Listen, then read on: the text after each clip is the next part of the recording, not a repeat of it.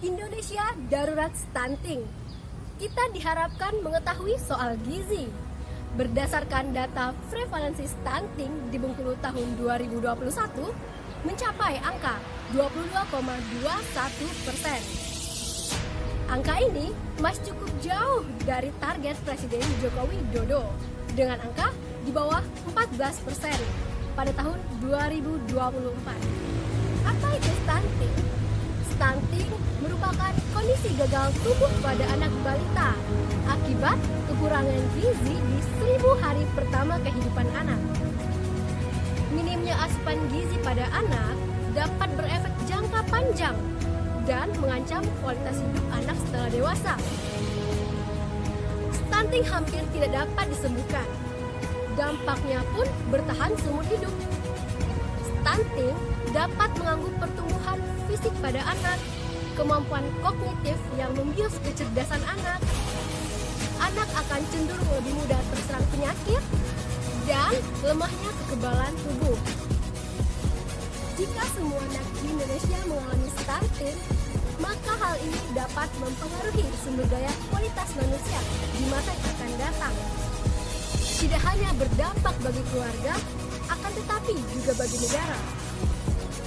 Salah satu dampak pada negara yaitu kecerdasan anak Indonesia rendah, pertumbuhan ekonomi dan produktivitas kerja terhambat, dan meningkatkan kesenjangan atau ketimpangan.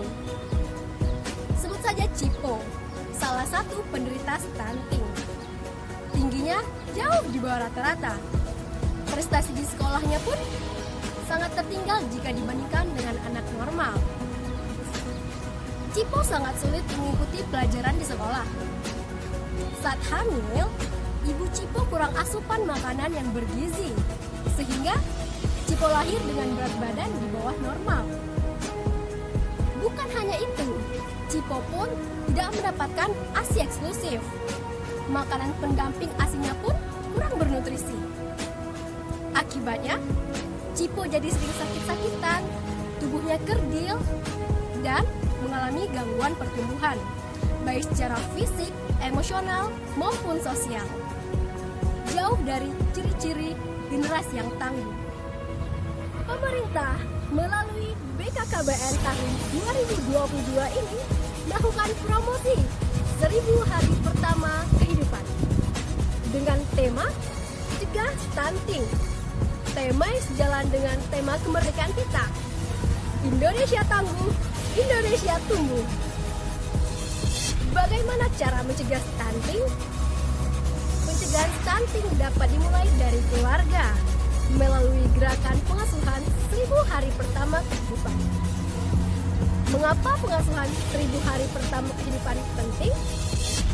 Karena akan mempengaruhi perkembangan kecerdasan otak, penguatan metabolisme tubuh, dan tentunya mencegah stunting. Kemudian, bagaimana mengoptimalkan pengasuhan 1000 hari pertama kehidupan? Masalah stunting salah satunya disebabkan oleh rendahnya akses terhadap makanan yang bergizi cukup dan beragam. Pertama, ibu hamil harus makan makanan dengan gizi yang seimbang.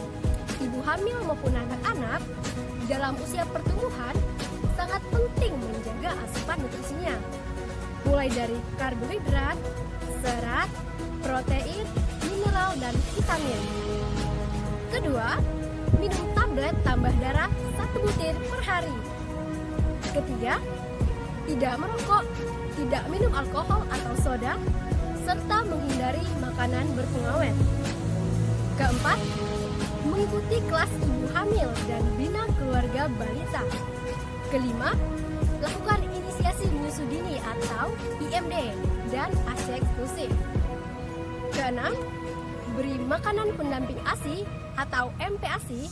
Dan terakhir, pantau tumbuh kembang anak dengan kartu kembang anak, serta berperilaku hidup bersih dan sehat. Ayo milenial, sebagai calon ibu, tingkatkan pengetahuan praktek pengasuhan yang baik sebelum dan pada masa kehamilan untuk mencegah stunting, terutama di masa pandemi untuk menekan peningkatan angka stunting. Dengan asupan gizi yang baik dan berisi, daya tahan tubuh akan meningkat dan tidak mudah sakit. Pastikan anak-anak di 1000 hari pertamanya mendapatkan gizi yang seimbang agar anak Indonesia dapat tumbuh optimal menjadi generasi yang unggul, sehat, cerdas, dan produktif di masa depan. Ingat, usia 0-3 tahun adalah masa keemasan balita. Jangan lewatkan masa ini agar tumbuh kembang anak optimal. Jadilah orang tua hebat melalui gerakan pengasuhan 1000 hari pertama kehidupan agar masa depan anak terjaga. Gajah kucing jempol kelingking, cegah stunting itu penting.